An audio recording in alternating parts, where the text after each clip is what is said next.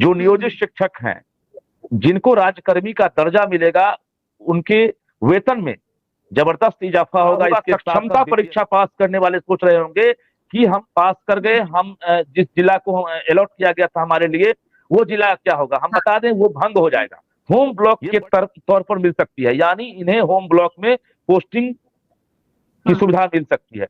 सबसे बड़ी बात है 40 वर्ष से कम उम्र के जो शिक्षक हैं, उनको पहाड़ क्षेत्र या नदी पार वाले एरिया में उनकी पोस्टिंग की जा सकती है। सॉफ्टवेयर के जरिए पोस्टिंग जरूर होगी, लेकिन रैंडमाइजेशन नहीं होगा, बल्कि और खबर इतनी बड़ी है कि आपको बताना बहुत जरूरी है। टीवी के जरिए तो हमने आपको खबर पहुंचा दी, लेकिन चूंकि आपके हाथ में दिन भर मोबाइल रहता है और मोबाइल पर आप अपडेट सबसे पहले देखते हैं, तो इसलिए हमने सोचा कि आपको ये खबर बतानी है।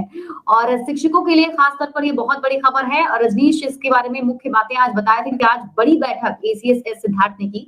उस बैठक में नई कमेटी के साथ ही बैठक थी, तो बड़े फैसले भी लिए गए हैं। क्या कुछ फैसले हैं रजनीश, एक बार जरा डिटेल से आप एक एक करके आसान शब्दों में सबको समझाएंगे। बिल्कुल, देखिए शिप्रा, हम सबसे पहले दर्शकों को बता दें, जो हमारे शिक्षक के रूप में जो दर्शक हैं खासकर, उनसे जुड़ी हुई बड़ी खबर है। क्योंकि के पाठक के समय जो नई नियमावली बनाई गई थी, उसके बाद ये माना जा रहा था कि सक्षमता पास जो नियोजित शिक्षक हैं, उन्हीं का भी तबादला होगा, उन्हीं की काउंसलिंग होगी। लेकिन ACS सिद्धार्थ के ज्वाइन करने के साथ ही जो पॉलिसी है, उसमें कमेटी गठित की गई थी। 4 सदस्यीय कमेटी, जो वैद्यनाथ यादव है सचिव, उनकी अध्यक्षता में एक कमेटी जो है दूसरी बैठक आज की है। और बैठक के बाद ACS के पास जब इस बात पर चर्चा हुई है, ACS ने कई बिंदुओं पर सहमति जता दी है। और सबसे पहले जिन बिंदुओं पर सहमति बनी है, बारी बारी से जानकारी दे दें कि पूरे बिहार में 1 अगस्त से काउंसलिंग प्रक्रिया शुरू हो रही है। और काउंसलिंग का इंतजार जो लगातार शिक्षक कर रहे थे, तो काउंसलिंग का इंतजार आपका खत्म होगा। आप डॉक्यूमेंट्स तैयार रखें। 1 अगस्त से जिला लेवल पर ये काउंसलिंग होगी और सभी जिला शिक्षा पदाधिकारी को रिटर्न रूप से 20 जुलाई के बाद यह आदेश दे दिया जाएगा कि आप काउंसलिंग अपने जिले में कराएंगे, जिसको लेकर तैयारी शुरू कर दी गई है। बता दें आपको कि इसमें जो बदलाव किए गए हैं, सक्षमता पास जो नियोजित शिक्षक हैं, जिनकी संख्या लगभग 1,87,000 है, जिनकी पोस्टिंग अभी होनी थी, काउंसलिंग होनी थी, अब उनके अलावे जो BPSC के जरिए जो बहाल हुए हैं फेज 1 और फेज 2 में, जो शिक्षक के रूप में अभी काम कर रहे हैं बिहार में, जो ये सोच रहे थे कि उनके प्रोबेशन पीरियड में ट्रांसफर उनका नहीं हो सकेगा, काफी मुश्किल है, उनके लिए भी अच्छी खबर है और सुखद खबर है कि उनका भी तबादला होगा। प्रोबेशन पीरियड के दौरान ही उनका तबादला होगा। ऐच्छिक स्थानांतरण की बात हो रही है, क्राइटेरिया तय किए गए हैं। इसके साथ साथ 94 बैच में जो बहाल हुए हैं, 1994 में, 1999 और 2000 में जो बहाल हुए हैं, उनका भी तबादला होगा। ये इसलिए किया जा रहा है क्योंकि जो लगातार फर्जीवाड़ा सामने आ रहा था, कई जिले से खबर आ रही थी कि फर्जी डॉक्यूमेंट्स के आधार पर शिक्षक जो है बहाल हुए हैं। ऐसे में ACS सिद्धार्थ ने अब रैंडमाइजेशन प्रक्रिया से बदलाव करते हुए, यानी जो पहले सॉफ्टवेयर के जरिए रैंडमाइजेशन के तरीके से पहले पोस्टिंग होती थी, अब उसमें बदलाव किया जा रहा है शिप्रा। और नई जानकारी हम ये दे दें कि अब सॉफ्टवेयर के जरिए पोस्टिंग जरूर होगी, लेकिन रैंडमाइजेशन नहीं होगा, बल्कि चॉइस पोस्टिंग का ख्याल रखा जाएगा। और हमने बता दिया कि क्राइटेरिया तय किए गए हैं, जिसमें पहला 5 क्राइटेरिया है। 5 में पहला बता दें आपको कि पहाड़ क्षेत्र, दूसरा नदी पार एरिया, तीसरा सेमी अर्बन, चौथा अर्बन एरिया और 5वां रूरल एरिया, ग्रामीण एरिया। तो ये 5 कैटेगरी तैयार किए गए हैं। 40 वर्ष से कम उम्र के जो शिक्षक हैं, उनको पहाड़ क्षेत्र या नदी पार वाले एरिया में उनकी पोस्टिंग की जा सकती है। इस बात पर लगभग सहमति बन गई है। इसके अलावा जो महिला है, उनको चॉइस पोस्टिंग के लिए जो है एक तरह से ऑप्शन दिया जा सकता है। जो दिव्यांग है, इनको भी चॉइस पोस्टिंग मिल सकता है।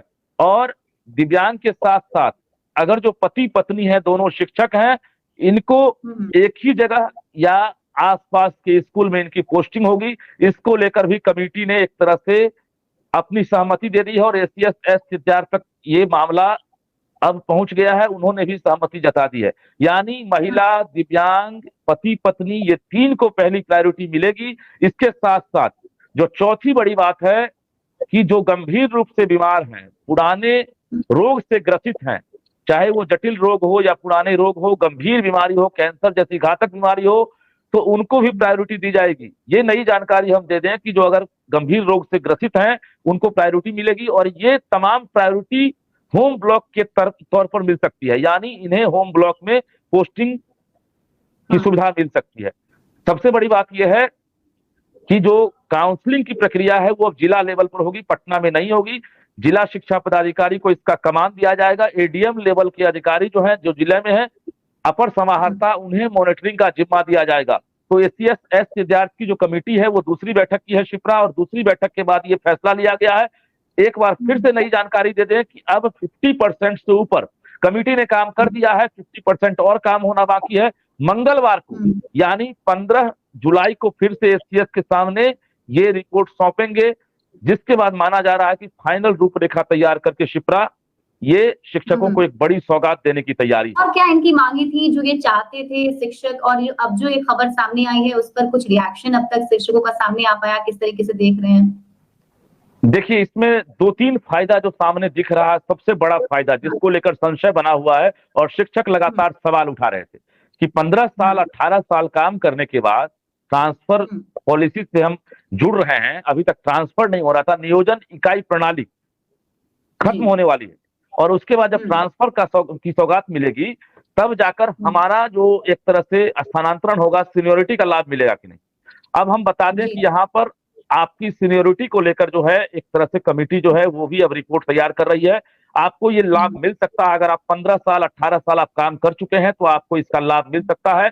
और वेतन को लेकर जो स्ट्रक्चर पहले से तैयार किए गए हैं वो स्ट्रक्चर फिलहाल वही रहेगा, लेकिन जैसे ही जो नियोजित शिक्षक हैं जिनको राज्यकर्मी का दर्जा मिलेगा उनके वेतन में जबरदस्त इजाफा होगा। इसके साथ साथ बीपीएससी वाले तो राज्यकर्मी हैं ही, जो ये संशय में थे कि उनका तबादला नहीं होगा। हम बता दें कि बिहार के सुदूर इलाके में बीपीएससी वाले शिक्षक जो है उनकी पोस्टिंग कर दी गई। रोहतास वाले हैं पूर्णिया में पोस्टेड है, पूर्णिया वाले हैं वो छपरा में पोस्टेड है, आरा में पोस्टेड है। तो 250 और 300 किलोमीटर दूर जो महिला शिक्षक हैं, पुरुष शिक्षक हैं, परिवार से दूर हैं, पति पत्नी है, जो लगभग लगातार संशय में थे, उनके लिए बड़ी खबर है कि आपको ऐच्छिक स्थानांतरण के तौर पर आपको तबादले का जो है लाभ मिल सकता है। यानी आपसे सबसे बड़ी खबर शिप्रा, ये जानकारी हम दे दें, अपडेट खबर मेरे पास अभी तुरंत पहुंची है कि अब ई शिक्षा कोष के जरिए जो है ऑनलाइन आवेदन लिए जाएंगे। ई शिक्षा कोष के जरिए जो है ऑनलाइन आवेदन लिए जाएंगे, यानी जो काउंसलिंग प्रक्रिया होगी उसके समय में ऑनलाइन आवेदन लिए जाएंगे। वैसे सभी शिक्षकों से, 94 वाले से, 99 वाले से, वर्ष 2000 वाले से, बीपीएससी टीआरई 1 टीआरई 2 वाले से और नियोजित शिक्षकों से ऑनलाइन आवेदन लिए जाएंगे ई शिक्षा कोष के जरिए, जिसके बाद सर्टिफिकेट अपलोड करने की भी प्रक्रिया होगी। यानी जो फर्जीवाड़ा होता था इसमें भी ट्रांसपेरेंसी लाने के लिए सरकार ने ठोस कदम उठाया है और सॉफ्टवेयर के जरिए जो है पूरी प्रक्रिया में जो है एक तरह से ट्रांसपेरेंसी लाई जाएगी और जिला शिक्षा पदाधिकारी और अपर समाहर्ता को इसकी जिम्मेवारी दी जाएगी, मॉनिटरिंग होगी और शिक्षा विभाग का एक कंट्रोल रूम जो है वो पूरी व्यवस्था का कमांड करेगा और मॉनिटरिंग करेगा। दूसरी बड़ी बात यह है शिप्रा की अब जो ट्रांसफर को लेकर जो पॉलिसी बनी थी उसमें बदलाव होगा। सक्षमता परीक्षा पास करने वाले सोच रहे होंगे कि हम पास कर गए, हम जिस जिला को अलॉट किया गया था हमारे लिए वो जिला क्या होगा, हम बता दें वो भंग हो जाएगा। ये बड़ी खबर हम दे दें, सक्षमता परीक्षा पास करने वाले जिन्हें जिले आवंटित किए गए थे कि आपको पहला चॉइस मिला है, दूसरा चॉइस मिला है, तीसरा चॉइस मिला है, जिन्हें पहला मिला वो खुश थे, जिन्हें दूसरा मिला वो थोड़े खुश थे और जिन्हें तीसरा मिला था वो ना खुश थे। तो ऐसे शिक्षकों से जुड़ी बड़ी खबर है कि सक्षमता वाला जो एक तरह से जिला अलॉट किया गया था वो ऑटोमेटिक विड्रॉ कर लिया जाएगा। जैसे ही इस शिक्षा कोष पर आप पूरी जानकारी देंगे, आपसे पूरा ब्यौरा मांगा जाएगा, खाका तैयार होगा उस फॉर्म में ऑनलाइन में, उसमें आप एक एक जानकारी देंगे, आपसे ऑप्शन भी मांगे जाएंगे। महिला होंगी उनके लिए ऑप्शन होगा, पुरुष होंगे उनके लिए भी कैटेगरी होगा, दिव्यांग उनके लिए होगा, बीमार होंगे उनके लिए होगा, बीमार वाले के लिए मेडिकल सर्टिफिकेट होगा। तमाम कैटेगरी को तैयार किया जा रहा है और कुल मिलाकर ये कहें कि अब बात बहुत दूर चली गई है और अब ज्यादा दिन नहीं बल्कि 20 जुलाई तक जो खबर आ रही है सूत्रों के हवाले से हम सोर्सेज के जरिए बता रहे हैं कि 20 जुलाई तक कमेटी जो है एसीएस एस सिद्धार्थ और शिक्षा मंत्री सुनील कुमार को रिपोर्ट सौंप देगी।